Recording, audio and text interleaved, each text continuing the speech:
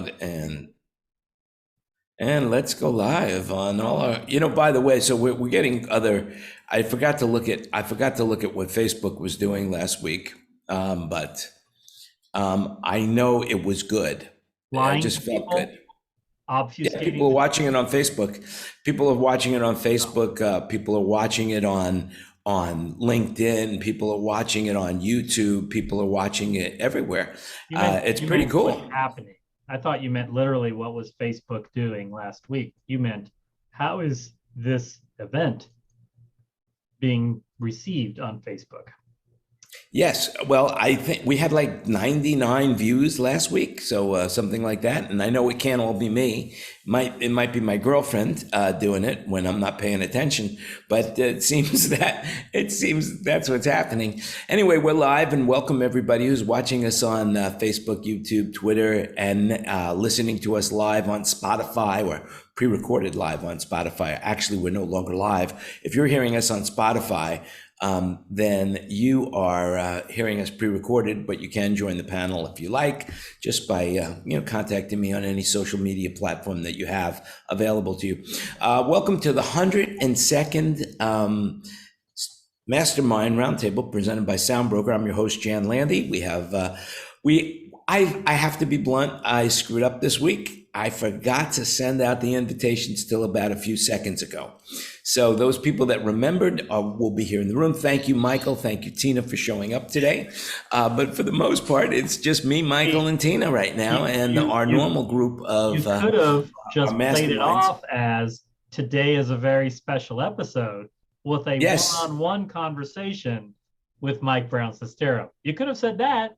That would have been that phenomenal. is. It's a one-on-one conversation with my good friend Michael Brown.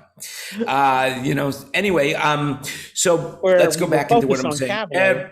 And Tina, of course, so everything you hear, oh, come on, this is getting crazy already. So let me just say this, everything you hear today is an opinion. So, you do your own research. And I want to wish you, believe it or not, May the 4th be with you, because today is May 4th. So May the 4th be with you for you Star Trek fans or not, Wait, what? Yeah, May the 4th be with you. That's Star Wars. Not Oh, Star Trek. Oh, listen. well, you see, I'm telling you, everything's going Too wrong. early. It could go wrong. Can I listen? Here's my advice to you: go back to bed. Just Well, I go would back go to bed, and I woke up early for this. I had to wake up at 5:30 for this, but normally I would send out the invitations before I went to bed, but I just was dealing with something and I spaced out on Hang doing on, the invitation. I did everything else. I need to do my best Mel Brooks voice. This is you waking up early? Yeah, this is me waking up early. That's about it. Yeah. So anyway, I want to also get one thing out of the way this week.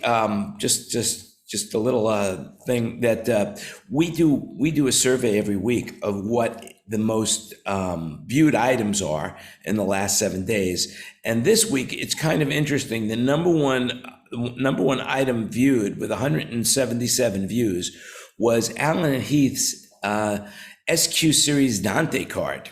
That's kind of interesting. Why do you think that is, Michael?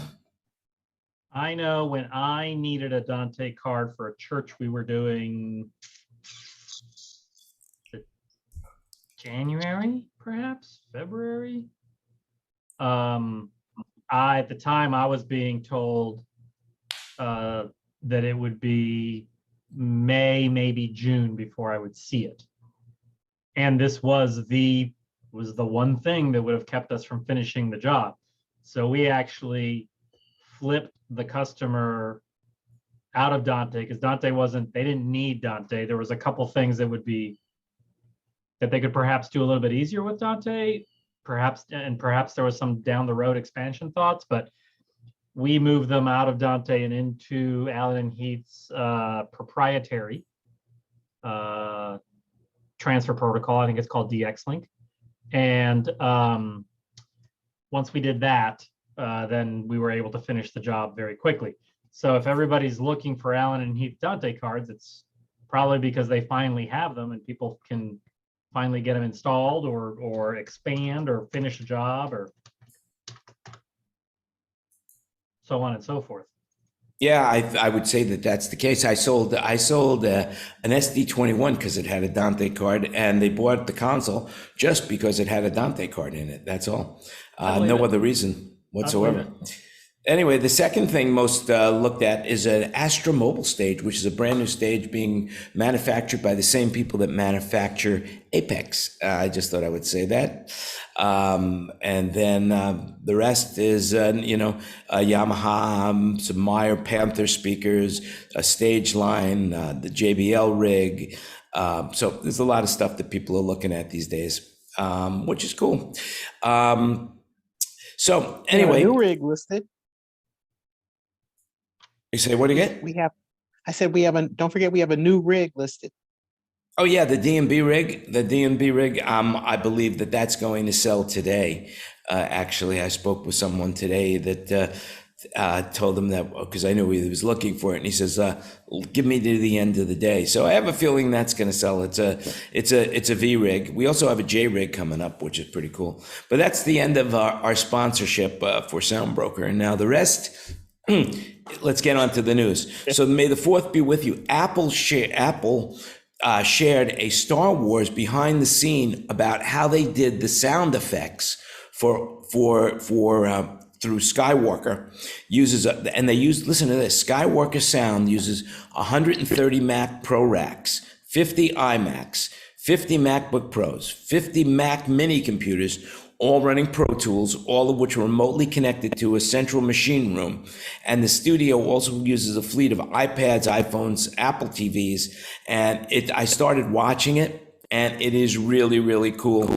And we will throw the link into the show notes. So, but it's really cool how they do it. I mean, Foley, I wonder how you get into Foley. I wonder how somebody will accept you for Foley, because Foley just seems like a job that all you're doing is playing all day long with different items to make noise, So And maybe I went into the on wrong profession. occasion, you would get to wear your high heels. So, and for a legitimate reason. Yeah. Well, speaking of high heels, something interesting happened, in the Hollywood Bowl. Speaking of high heels, segue, yeah. Dave Chappelle was attacked on stage at the Hollywood Bowl. I mean, that seems crazy to me. At the Hollywood Bowl, such a substantial and well-respected, location. What a venue! It's just gorgeous inside, and the way it's designed, not quite as it's not like designed with the booths like the Greek Theater in Los Angeles, but it is. I mean, that's where the LA Philharmonic play. And he was attacked on stage. Basically, a guy towards the end of his act, a guy jumped up on stage and tackled him, and he had some sort of knife on him. Anyway, that's crazy. I guess we can thank. I guess we could thank Will Smith for that. Getting that kind of thing started. And then, of course, Olivia Wilde got served while on stage. So I wonder what they're going to do as far as artists go in regards to protecting them on stage. I'm sure they're going to go back to having the, I don't know what you call it, the pit, the barricaded pit, 6 feet of clear space in front of the stage. And then there's a barricade. Yeah, probably so. That's, it's kind of interesting the way that works. If you're listening to this, you've never seen it. Basically, the stand where this barricade stands, it goes out like 4 feet in both directions. So what happens is it uses the weight of the crowd to keep it in place as well. So that's why it doesn't shift. Very interesting. Basic physics. Basic physics. Anyway, NASA is in the news. The Hubble confirmed that the largest comet, bigger than the state of Rhode Island, big as 85 miles across, with a nucleus that is 50 times larger than found in the heart of most comets. This one is roaming the galaxies, and the comet won't even ever get close to the United States. It'll be 1 billion miles away in 2031. But if you have your telescope out, and you're into astronomy, you could actually probably see this This you would have to have one hell of a telescope though, if the Hubble just picked it up. Oh, maybe not. Maybe when it does come to its closest point to Earth, a regular telescope will be able to see it just because of its sheer size. Yeah, yep. Yeah, another interesting thing that happened this week for me is that Harman raised their prices again. They just gave me a notice that they're raising their prices again. And we just got a price increase from them, and I'm hearing that that's not going to be unusual. That those price increases are coming across the board, all over the place. And what are you hearing, Michael? I got the same letter, and what I thought was interesting about it was that it applies. They're not even doing the usual. We'll honor the current pricing on, as long as you get your PO in before June 1st. It's effective June 1st. Anything that hasn't shipped, whether it's an existing order or a new order, goes under the new pricing. So you could have, even if you've got a partial order out, right? So you sent in a PO for whatever, 30 pieces of whatever, you get 28 of them. When the other two finally ship, they'll be at the new price. What if you've already paid for them? I'm sorry? What if you've already paid for them? Yeah, I would assume if you're already paid in full, then they'll hold the old price. But these days, nothing would surprise me, to be honest with you. Yeah, I would agree. I think Tina's right. If you paid for it, they're going to hold the price, because a lot of companies right now are asking for money up front before they ship.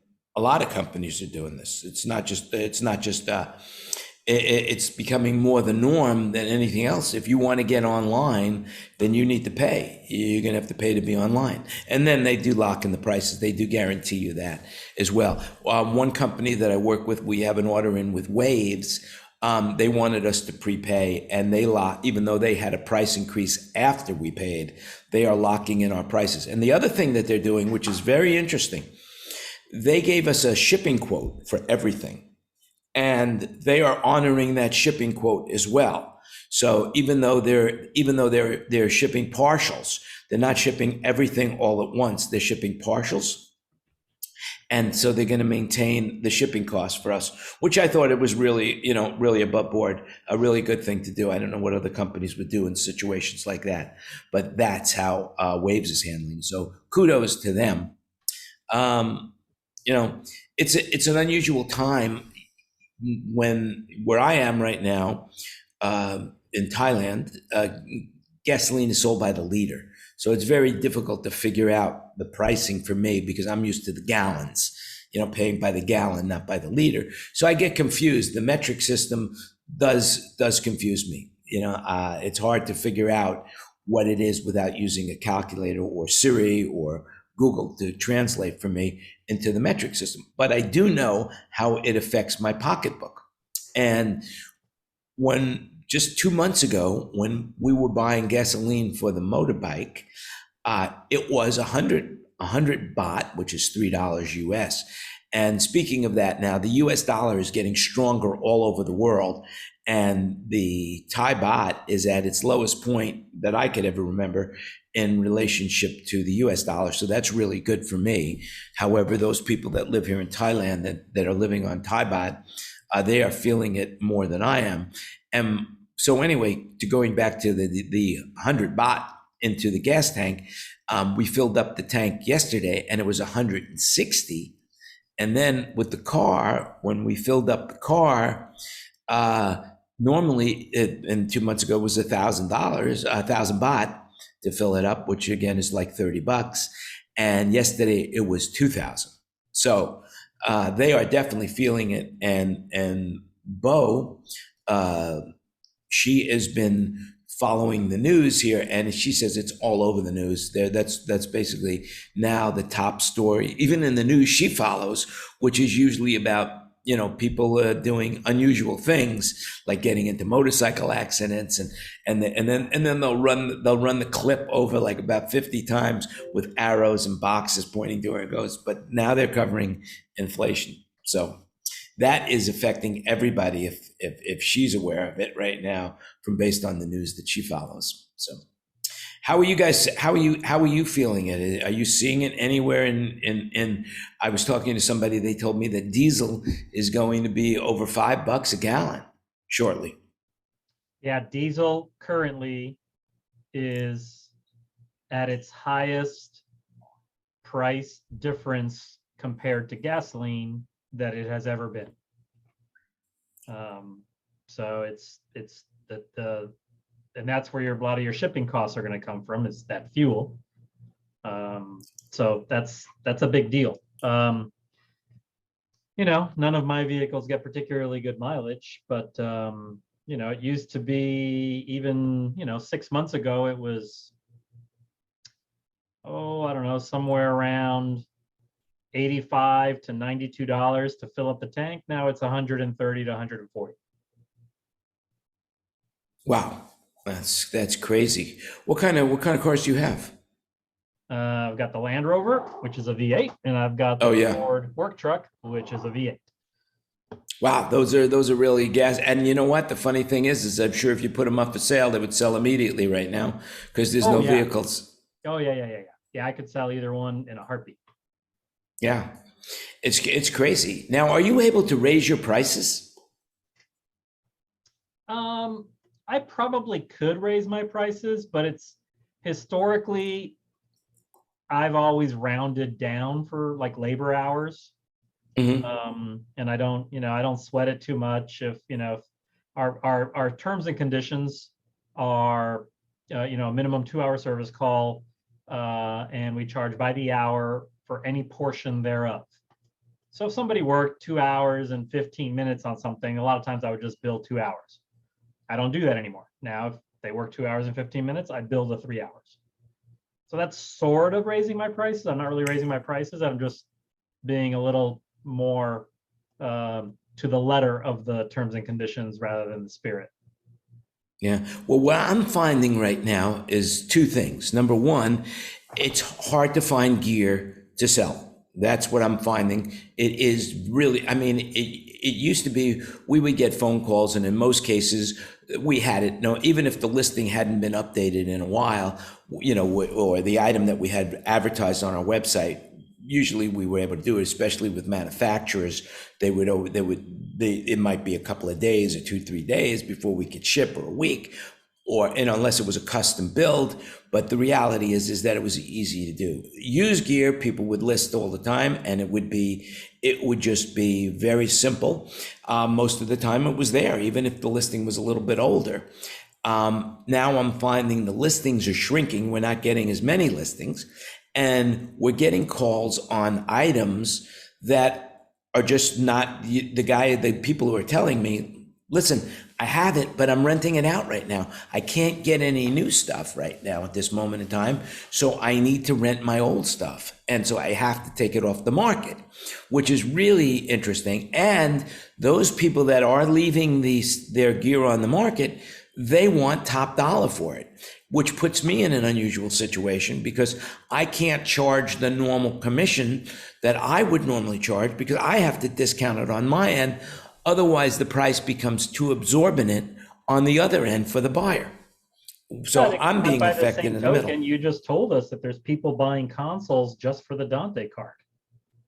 Yes, yes, but there's still how many are there? That's the whole thing. That is the thing. If there was so I've decided we're going to clear out the shop a little bit, and you know, our infamous LS9 that I'm always joking about with a Dante card, that's going to go. It's been fully cleaned up and tuned up, and I actually sent it to a shop, fully working, firmware is all updated, et cetera, et cetera. And I'm going to bundle that with some other stuff we have. And I'm going to do this all when I get back from Nashville, because I just don't have time between now and then. But yeah, so it's going to be, you know, I was looking at prices right online. I jumped on a couple sites, and a year ago, maybe a little bit more, you know, 18 months, 24 months ago, an LS9 would go for $400 to $600. Now they're going for $1,800 to $2,000. Isn't that crazy? Yeah. I mean, it's good if you have gear, and yet there's certain so things. I've got a community speaker system and QSC amps and an LS9 with a Dante card and a little Yamaha Snake, a late channel R08, and some other stuff. And I'm just going to put together a bundle, and I'll be sending that off to you, and we'll get that sold.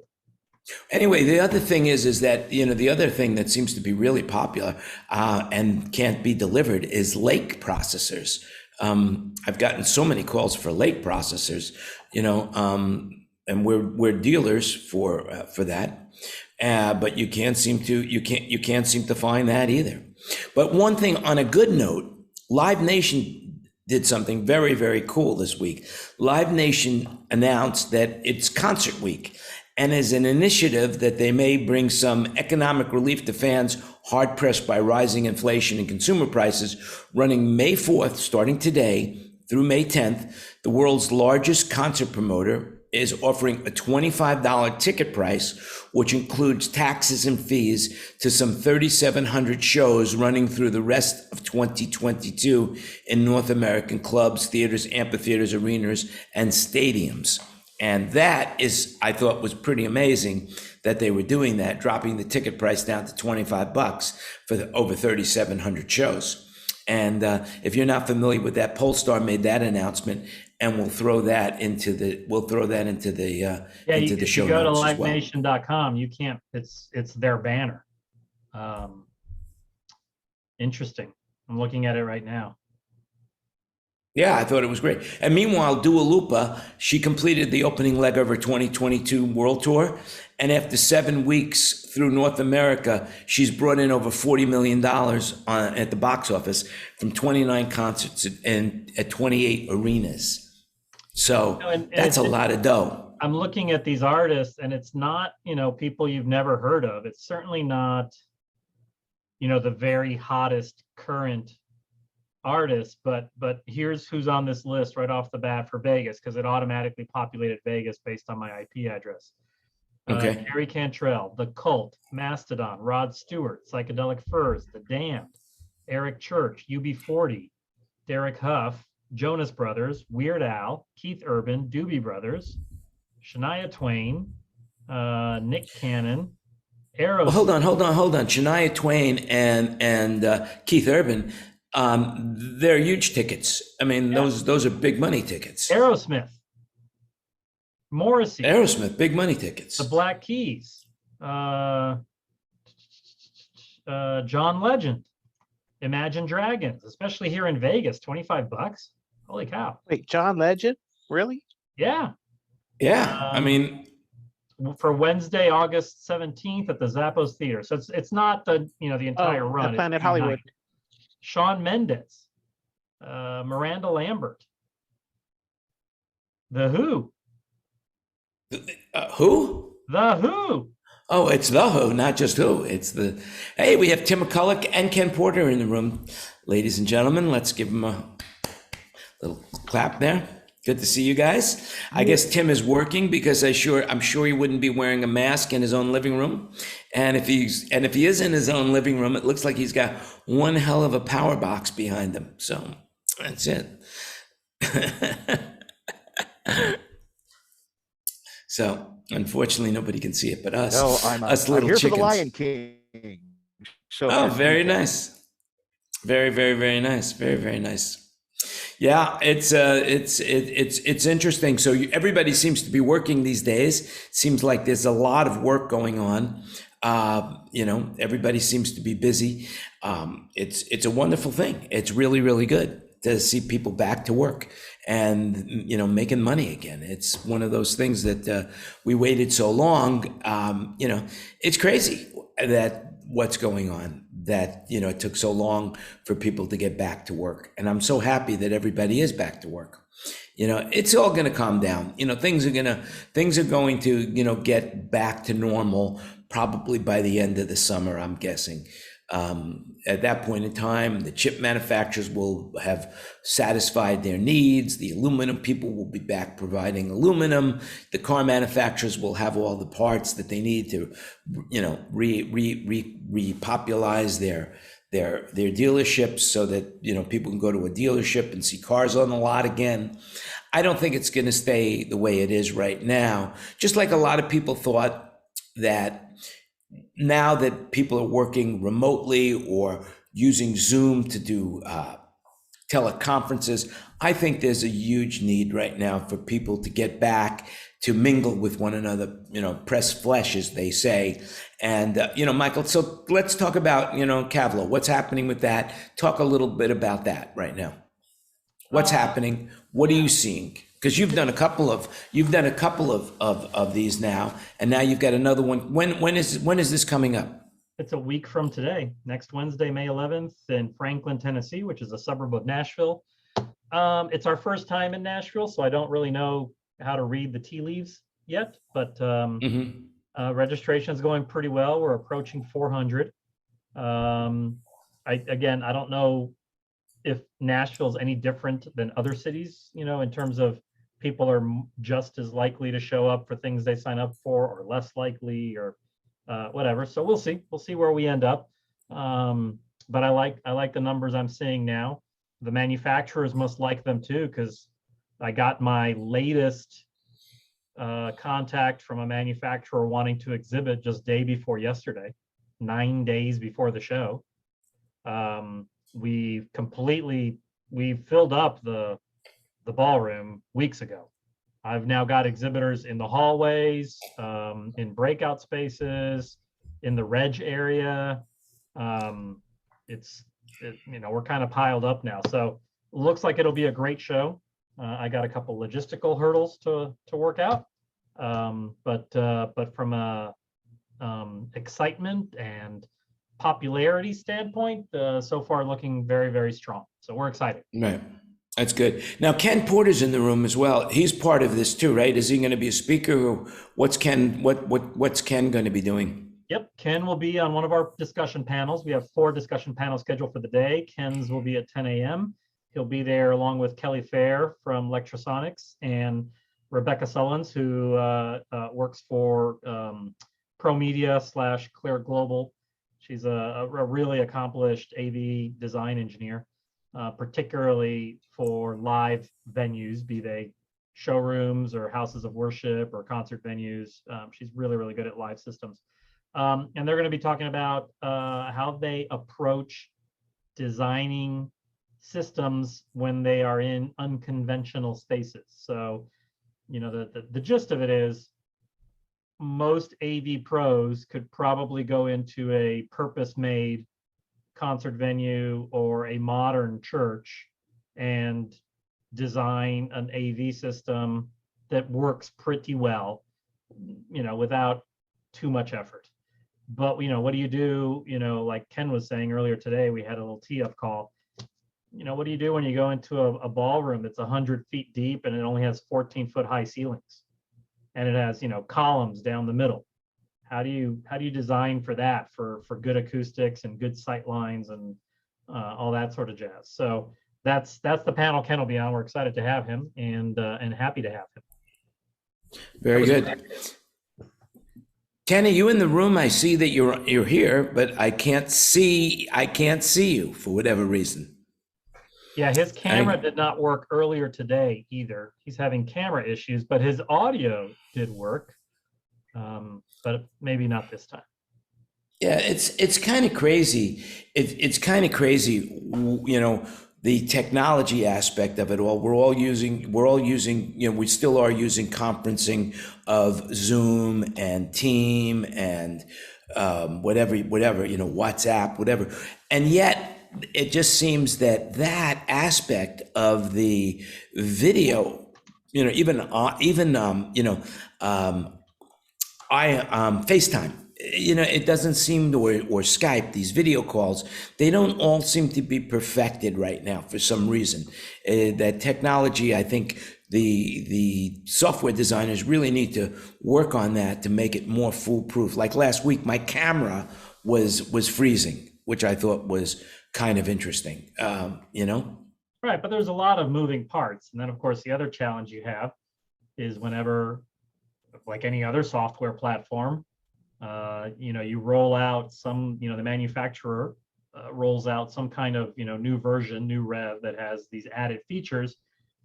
And despite their best efforts, they don't realize that one of those new features disables a existing feature that turns out everybody loved, or, so sometimes you just don't find these things till you roll them out. Yeah. Yep. That's right. That's or right. like Apple, they announced the changes way the hell in advance, and developers do nothing, and then go, "Oh, Monterey broke it. Monterey broke it. You knew Monterey was coming for 2 years. You had a warning." That's something, Tim, I swear I can't figure out, because they released the beta. They released the beta. All these companies, Microsoft, Apple, they released the beta so far in advance, and then all of a sudden, how is it possible that they leave a hole in their system that somebody else has to figure out for them? I don't get that. That's something I don't get. It's money, Jan. They want to sell new products, and because they make no money supporting old products. So they'd rather write new drivers and new software for the new OS and just let you twist in the wind on the old, because they don't make any money from it. Right. But it's also, to some degree, if you're a software developer, part of you says, I could hire 50 more software engineers to really, really comb through this and find every little bug. Or I could get it 80% there and release it, and then the rest of the world will find my bugs for me for free. Well, actually, they pay a ransom. Apple pays a ransom for that. Believe it or not, they will pay But I'm sure it's probably not a ransom. It's probably a reward. A reward. Well, ransom reward. Yeah. But I'm sure the reward is less than, salary and benefits and. No. It's a lot of money. If you Google that, you'll see that they pay a lot of money if you find the bug in their system, especially if it's a security flaw. Yeah, there are people that make careers out of that, believe it or not. And speaking of which, so it's an interesting thing, and I want to take this with you guys. So my birthday is coming up in 3 days.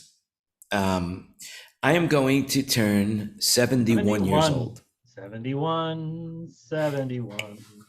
That means you are in your 8th decade. Wow, I've been doing this for decades.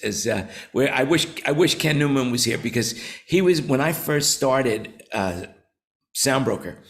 I was looking for different hooks on how to market it. And he was telling me how Barry Manilow would say that he's been doing this for decades. And, we did the math on it, and decades, so that's how we went, because a decade is 10 years, but, it's nebulous at best. But I've been doing this. I've been doing this for decades. I've been running this company for over 25 years. I don't know where the time went. But the point of me saying that it's my birthday is that, and I don't know if you guys go through this, but some years it's another birthday. Who cares? I'm here, as you said earlier to me when I told you this. It's better than the alternative. And the reality is that right now, I am going through such turmoil in my head of thought process of what I'm going to be doing with the rest of my life and how I'm going to handle the rest of my life, that I've never experienced anything like this.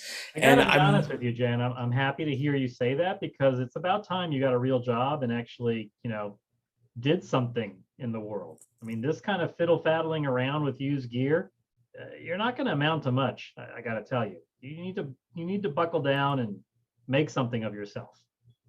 Well, I hear you loud and clear, because that's why we went into new gear as well. But that's beside the point. That it's not about what I'm doing for a living, because I thought about that long and hard, And what else am I going to do with my life? I mean, I love what I'm doing. I absolutely adore it.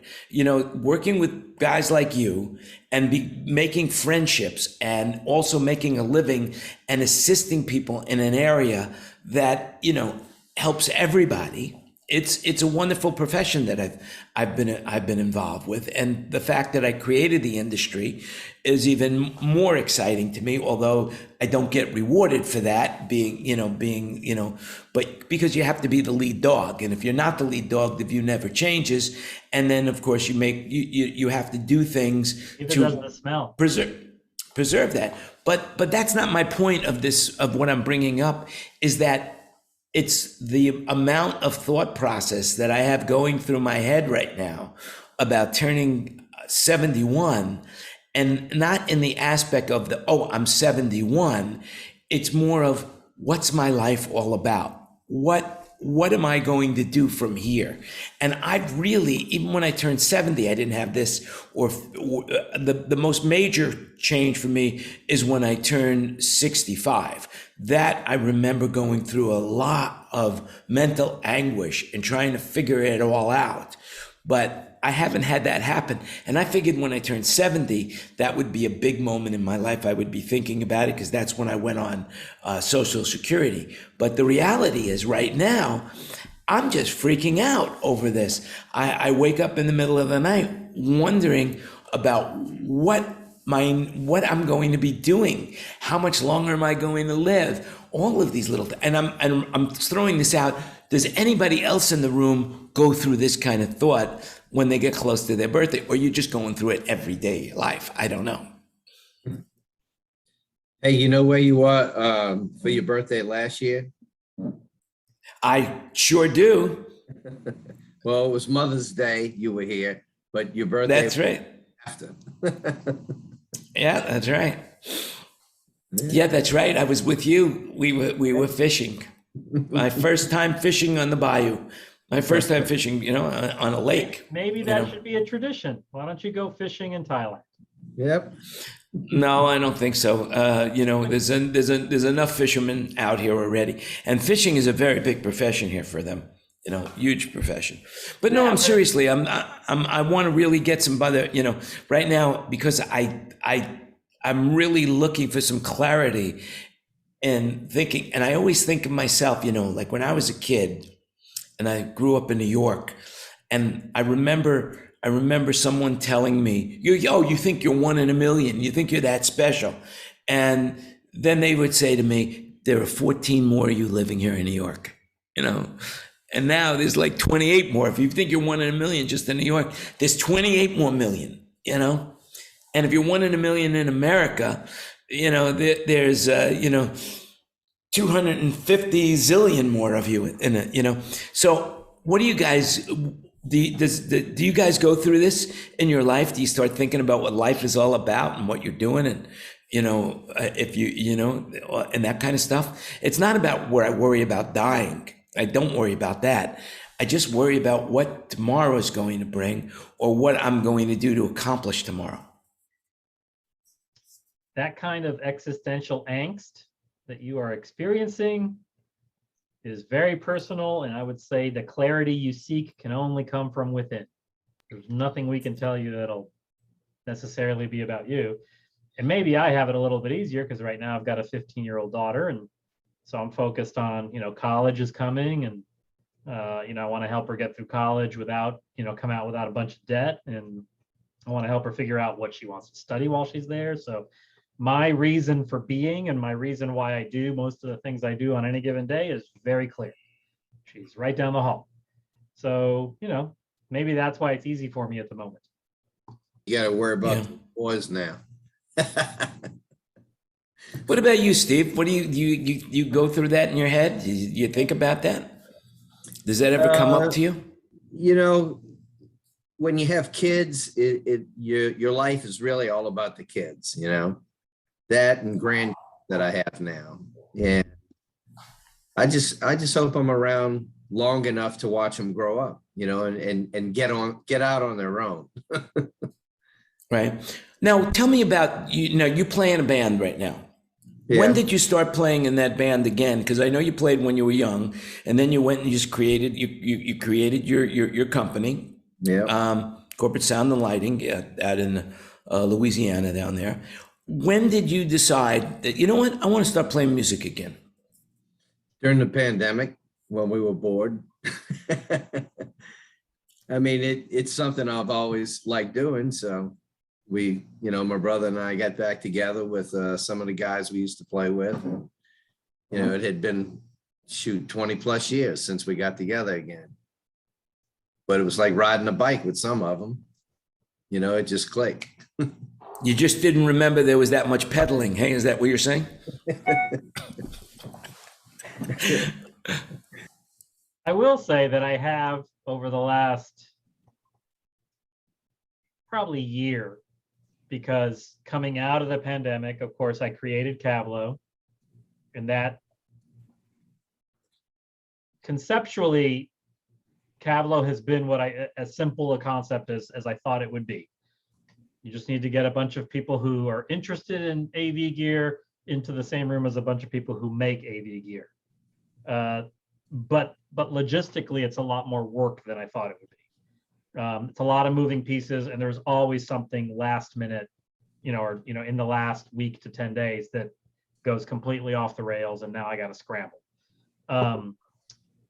So between coming out Cablo, now our third edition ever, obviously since the shutdown was lifted, and then my contracting business, of course, has gotten much busier too. So there's always things for me to do. There's always businessy things for me to do. The books or invoicing or billing or pick up gear or ship gear out to be repaired or all that. So I have over the last few months thought to myself, I need to find some sort of creative outlet, something that has nothing to do with designing, selling, installing AV systems or promoting trade shows. So to that point, I understand what you're saying, but yeah, because you need that outlet. Other than taking tranquilizers, what do you guys do when you wake up in the middle of the night and all those thoughts are running in your head? Like last night in the middle of the night when I was sleeping, in the middle of your day, a phone, I thought I'd shut my phone. Apple has this amazing thing called Focus, and I had it on sleep, but somehow it got off sleep. And then I got a phone call in the middle of the night when my phone rang, and I don't know who it was. I immediately shut it off. But the reality, it woke me up at around 2:30 in the morning, and a zillion thoughts were running through my mind about life, and how I'm relating to life and what I'm doing with myself and all of that stuff. And, money, everything that you could think of that a person has in their life was going through it. My health, my weight, my financial status, my investments, the business, everything. And I just kept saying to myself, everything is good. Everything is good. Everything is good. Short of taking a tranquilizer or something for the anxiety, and I'm just curious, what do you guys do if that's something that's not too personal to talk about? Because I couldn't figure it out. And this is like this third night in a row that I'm waking up with thoughts that I can't control. During the day, I seem to be able to control my thoughts completely. But when I wake up in the middle of the night, my thoughts are running rampant, and I can't put them in a cubbyhole where I can deal with them. And does that happen with you guys? Kurt, what about you? You want to share something like that, or is this too personal? No, I would agree with Mike and Steve said about the kids, is that once you have that equation, then it sort of takes other things become less of a priority. Yeah, I've been waking up in the middle of the night but mine is like, where am I going to get the guys to do this? Why did I say yes to that show? I'm not sure where I'm getting the people, or how, I'm not going to be able to cross rent the things I need. So that starts me thinking that maybe this isn't quite as much fun as it used to be, because it's much more difficult. Not technologically. I mean, I still know what to do, but managing the business side of things and getting the people and trying to find cross rentals, trucking, all, that is much harder than it ever was. And that leads me occasionally to what should I still be doing this? Maybe there's something else I could do. And then I'm thinking, well, probably not at this point.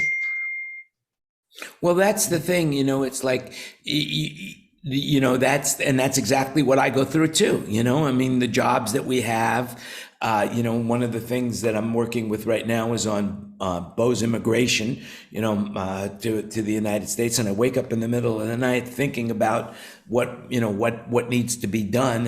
And that is really the clock is really ticking on that, because that's June 22nd, where we're up in Chiang Mai meeting with U.S. immigration. And of course, that's a huge unknown. But I think it's the unknown that really seems to get me the most, because it's unknown.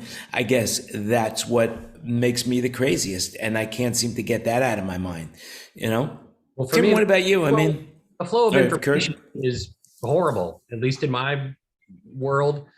It used to be that by now I'd know what I had to do all the way through like August, September, and I had plenty of time to line things up and plan. And I had plenty of people who knew that there'd be work coming and they were stuck around to do it.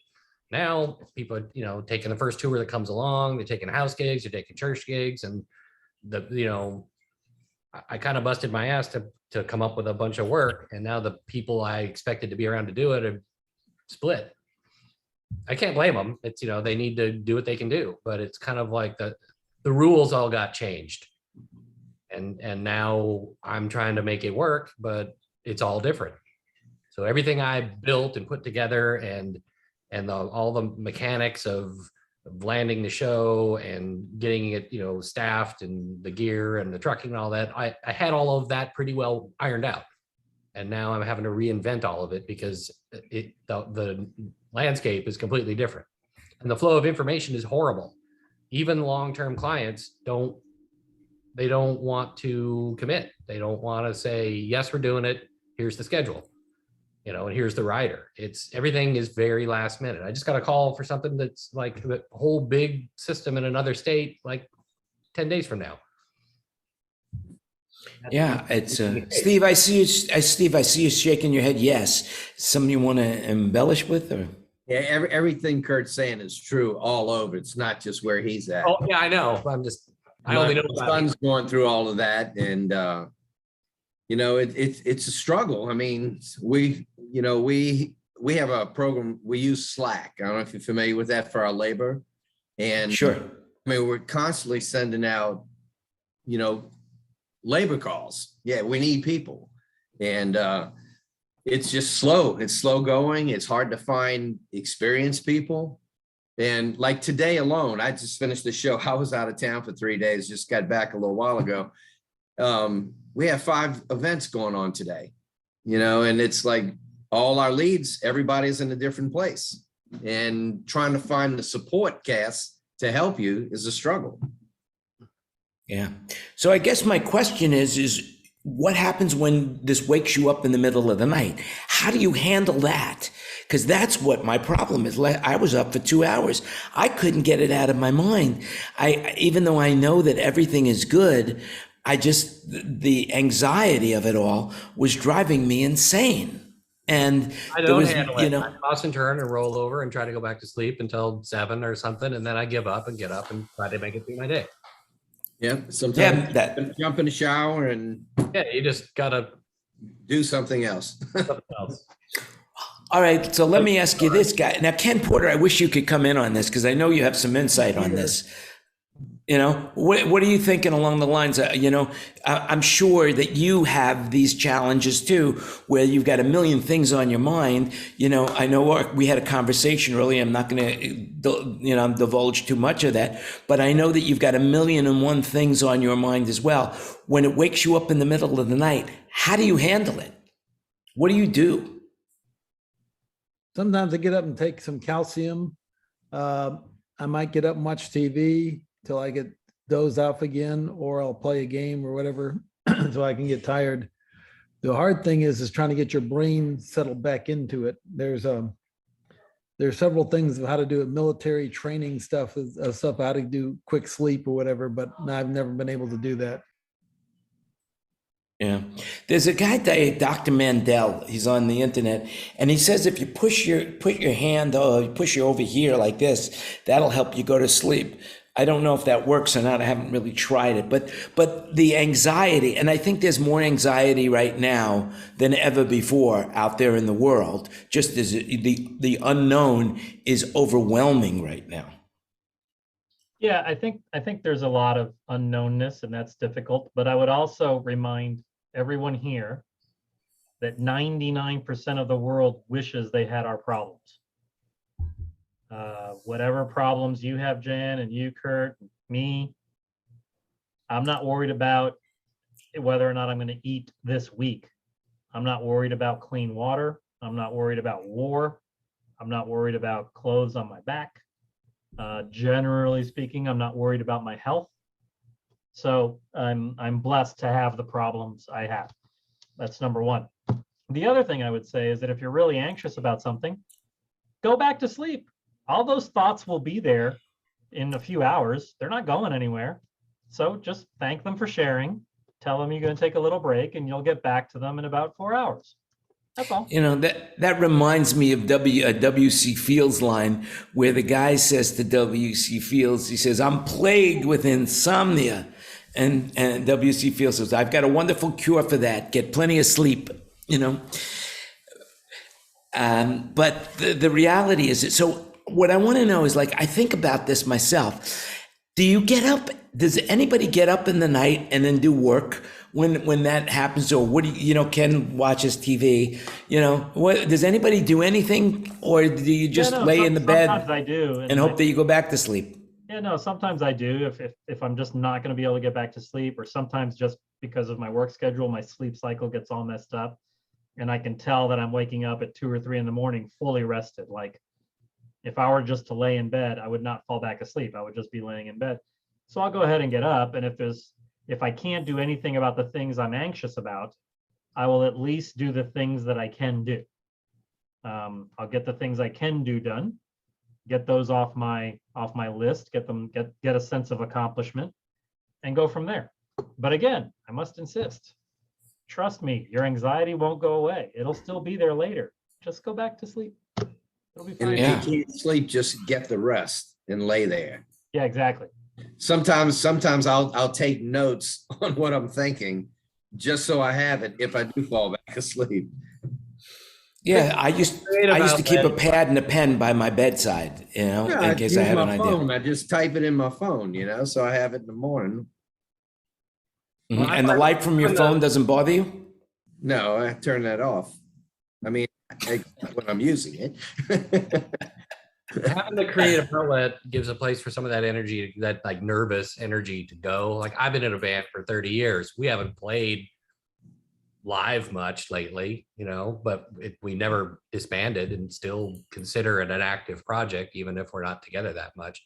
And, you know, when I'm more involved in that, I tend to be maybe a little more relaxed, just because there's some place for some of that energy to go. Right. So Yeah. I think creative outlet can go a long way towards, even if it's you're thinking about other stuff in the middle of the night, just having that outlet and having some place for that to channel some of that energy, and, you know, that's not about work, or, you know, it can be helpful. Yeah, because there's so many things about sleep out there, you know, that there was somebody, I just read an article about marijuana and sleep, but here in this country, believe it or not, marijuana is illegal. I don't know how that's possible, but Everything's you know. illegal there. Everything's illegal. Yeah, it's like, you know, it's interesting, but not so bad here in the kingdom. But I just read in India right now that if you use you're not allowed to use a VPN, and now they're asking the VPNs to report on everyone. If you're a VPN in India, you have to give all of the information that the people who are using your VPN, where it goes, what they're doing, what their address is, what their real name is, all that stuff, which is basically impossible for some of the VPNs to do because of the way it's set up. Well, if you look at the actually number of AV companies that are doing production in the cloud, where all of those Amazon Web Services computers are controlled by a VPN. That's the only way you can exercise control over those. I suspect there's some of that going on too, because they're wanting to see who's doing remote work in the cloud, whether that circumvents any Indian law. Yeah, possibly so. I don't know what it is, but that's, you know, Michael, you said something very interesting about our first world problems that we have. You know, I think about it all the time. And when something happens that, you know, comes up where, oh, this happened or this happened, and I say to myself, thank God I am not in the Ukraine right now. You know, I mean, I was just reading an article about this woman whose husband was killed, and, you know, and her whole life is shattered. I mean, and so many people's lives have been shattered, which is crazy, you know? And fortunately, you're right. We have plenty of, you know, I don't have to worry about drinking water. I don't have to worry about dollars for petrol. I don't have those problems are not my problems. But still, nonetheless, we all have problems. And I think what I'm saying is that our problems to us are bigger than anything else. That it, you know, who cares about what's happening to, you know, a person who, you know, who stubbed their toe, as long as it wasn't me, you know, that kind of thing. So, you know, but our problems seem to be enormous, especially when you can't control them, and that's at night. So that's the one thing that I, you know, during the day I'm fine, but at night it's crazy. When I wake up, can't control my thoughts in the night. So I thought I would share that way. Anyway, that's enough, psychobabble. It beats not waking up. That's right. It does beat. Well, I don't know about that. You know, I don't know about that. You know, it's, I guess the thought process is, and this is something that did go through my mind last night. You know, if I was dead, what does it matter? You know, what does it matter to me? If I was dead, who cares? I'm dead. You know, I won't, you know, I will, maybe I'll know, maybe I won't know, but whatever it is, you know, I won't, there's nothing I can do about it. So, you know, let it be, you know, whereas my challenges that I have during the day that come to me in the night, there are things that I can do about it. 7 habits that lead to happiness in old age. Well, there you go. I'm going to have to read that article. You know, I guess it is, you know, it's just, you know, turning, you know, it's like, let me put it to you this way. Okay. So my big chain of event that happened to me where I really started getting anxious was when I turned 65. And now it's happening again when I'm 71.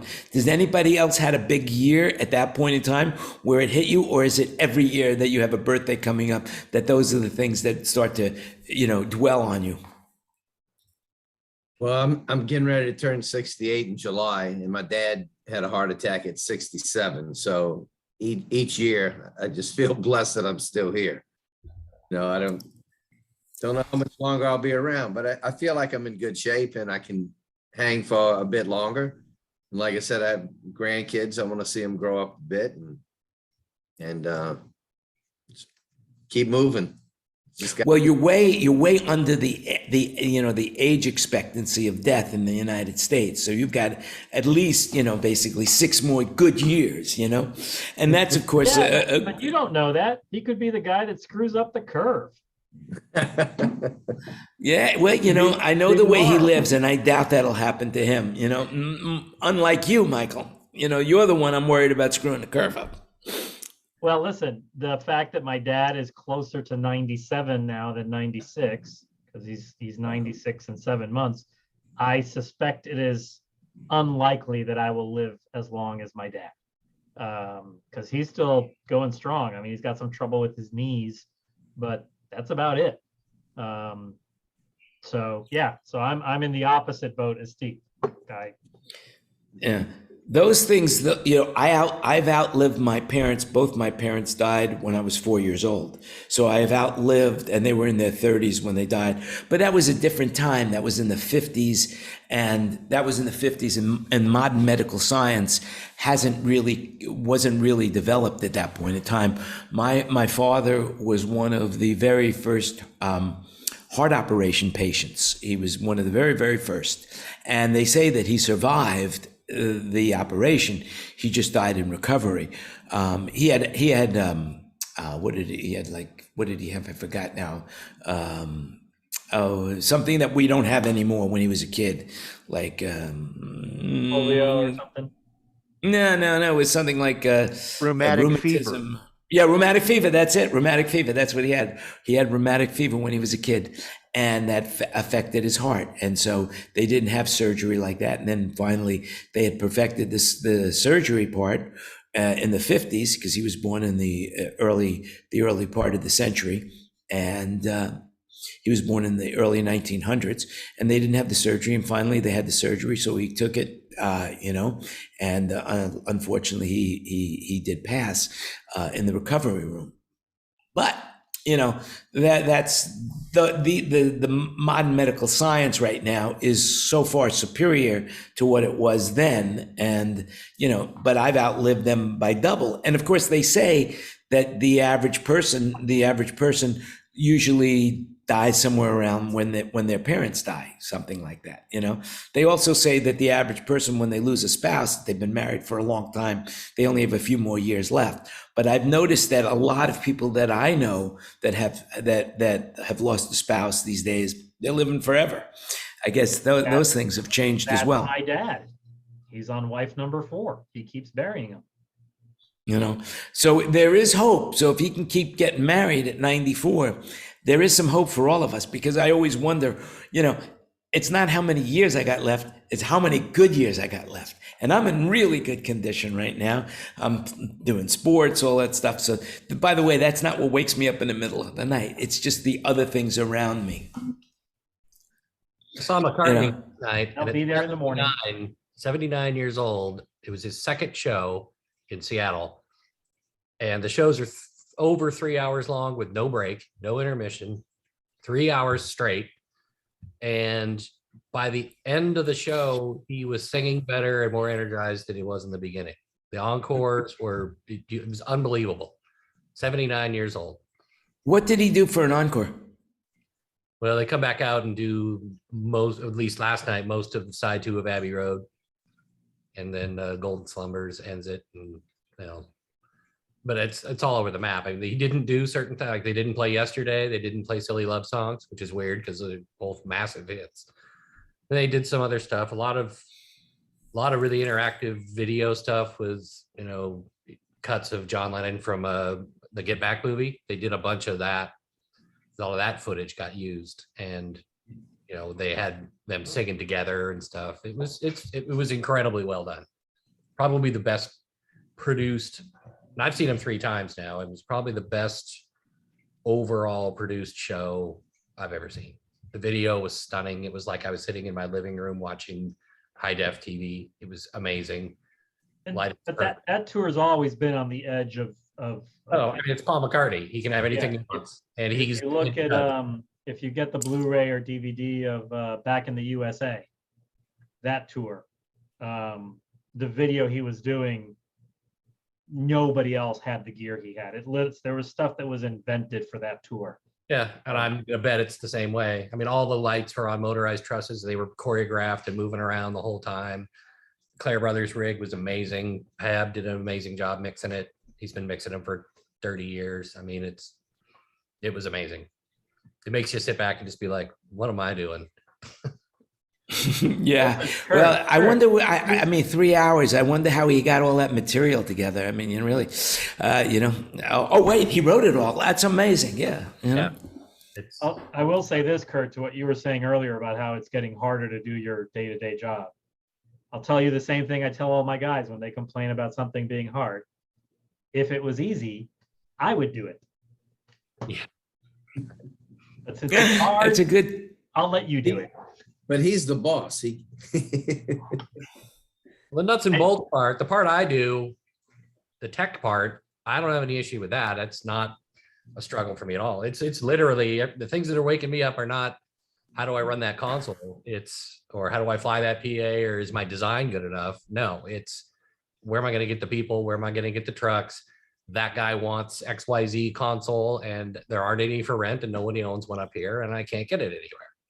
Or like I just invested a whole bunch of money in some Digico, but I can't get the Wave stuff. So I might have the console, but I'm not going to have the stuff the guy wants in the console. Sure. And now I'm like, great, I've got 80% of it, but it's the missing 20% that might cost me the gig. Speaking of which, seeing I know have something to do with this, I have it in my tickler file to call Chris, before the end of the week for you. So I'll see what Didn't we want to can do get to shake specific. I'm juice. just illustrating a point Yeah. that Oh, so the much of show it is sponsored by SoundBroker. So look, I maybe so want much my of it is logo there. that the things that wake me up are stuff I can't control. It's like Exactly. It's exactly what I'm saying. It's the things you can't control. Stuff's gonna get here. There's nothing I can do about it. I can make phone calls. I can bug Jan. It's like he can't control it either. It's like there's nothing that I can do, and that's compounded in many different directions all at the same time. And it's like if you can work all you want and take all the action you think you can do, but at the end of the day, I can't control when they're going to ship my Shure Wireless. There's nothing I can do.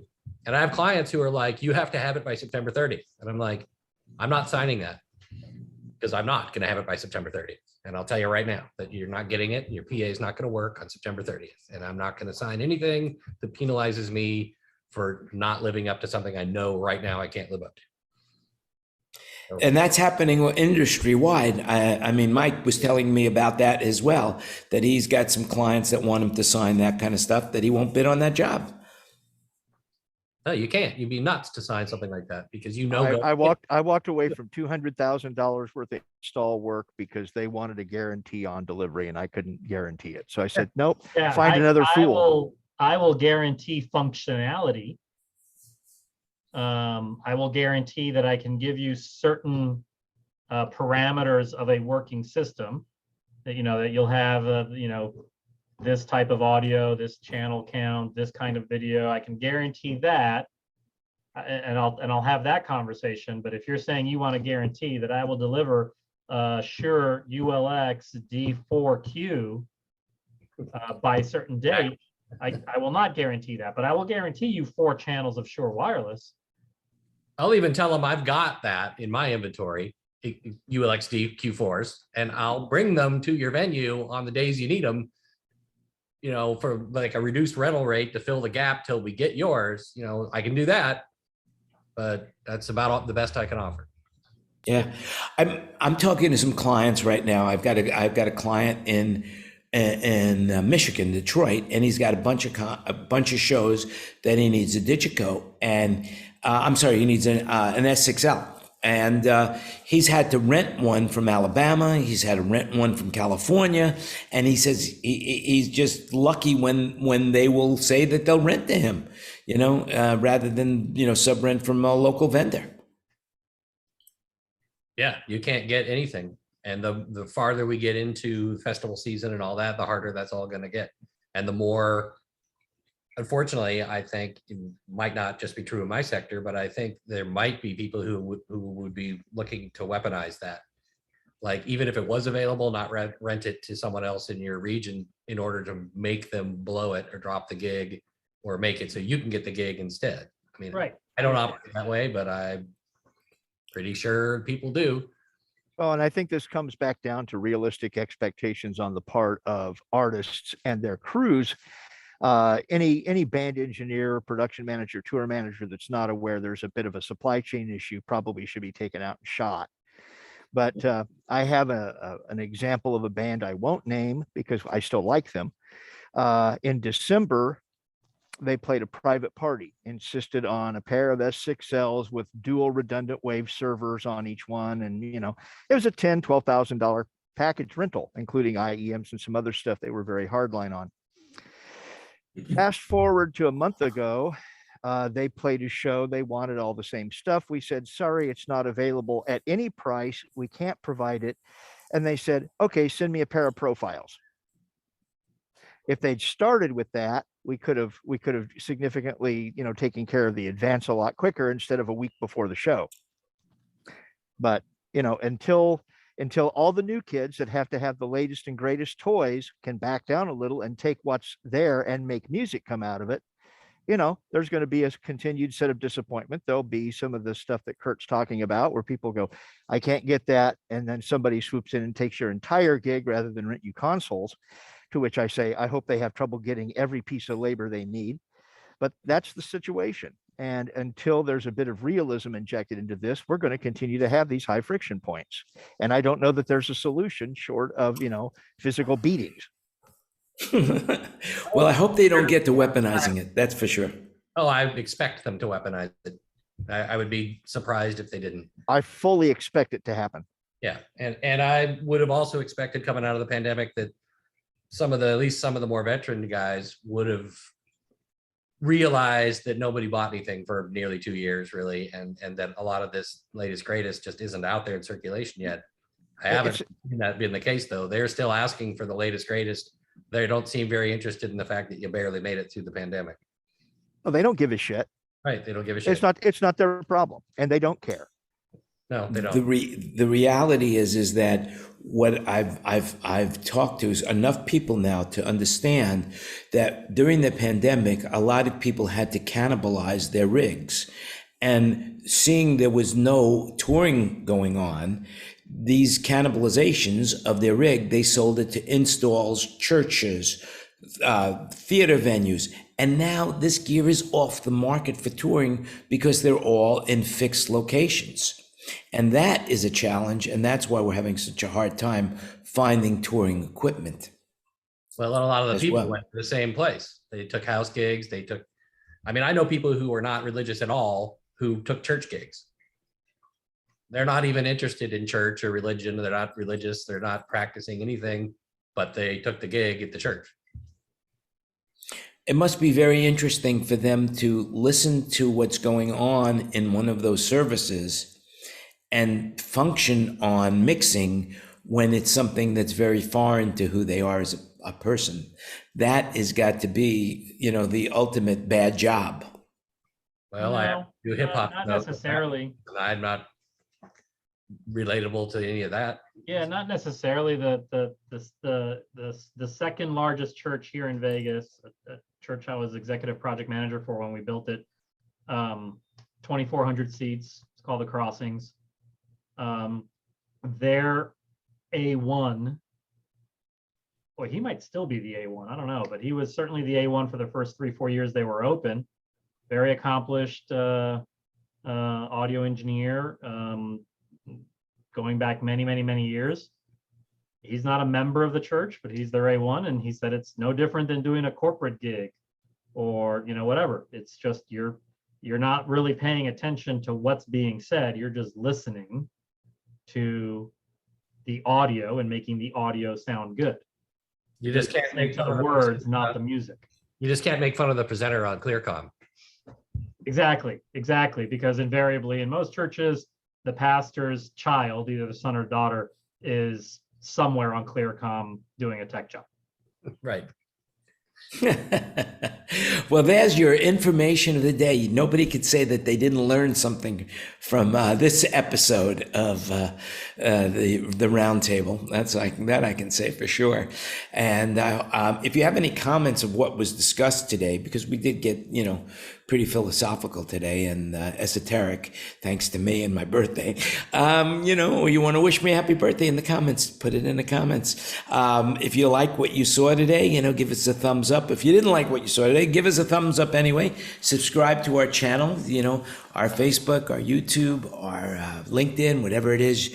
Whatever your preference is, on Spotify, Apple Music, whatever it is, wherever you get to hear this fine podcast or a Zoom meeting. Remember, you could be part of the panel too, as if you like. All you got to do is DM me or send me an email to SoundBroker@gmail, and you can be part of the panel. And also, we start early and we end after we go off the air, which we're about to go off the air. But before we do, I'm going to throw it up into the room. Is there anybody that wants to say anything to the social media world? Bye-bye. Michael, you want to say one more thing? Just remember when Cavalo is where it is. Just anything you want to promote. Absolutely. The next edition of Cavalo is taking place next Wednesday, May 11th, at the Embassy Suites in Franklin, Tennessee. And you're more than welcome. Anybody else want to say anything about what they're doing that they want to promote? Okay, well, then that's it. So just remember, you make it happen. Stay safe and stay healthy. Remember that everything you heard today is an opinion, so do your own research. And we will see you again next week for the 103rd episode of the Mastermind Roundtable presented by SoundBroker. I am your host, Jan Landy. So with that, That remember, reminds me, you that make reminds it me, happen. Jan, sorry to interrupt your beautiful send off. It was phenomenal, but I will try, if I remember, I will try to do a few minutes live from the show floor. Of course, I'll be 2 hours ahead of normal. So let's see, 4 o'clock. So 2 o'clock. Yeah. So 2 o'clock Tennessee time. I will try and jump on my phone and give you a little. No, bit it's just the other way around. It's the other way around. I think it's later there. It would be 2 o'clock. If it's 4 o'clock, it's 6 o'clock in yeah. Tennessee. Yeah, never mind. You don't get anything. Bye. Oh, you never know. You never know. You never know. You could pre-record it and send it to me. Whatever it is. I'll do the after party. You'll do the after party. That would be great. That would be absolutely phenomenal. The after party. I would love it. Anyway, bye everybody. See you again next week. And we're going to keep the room going. And we are off the air. Right.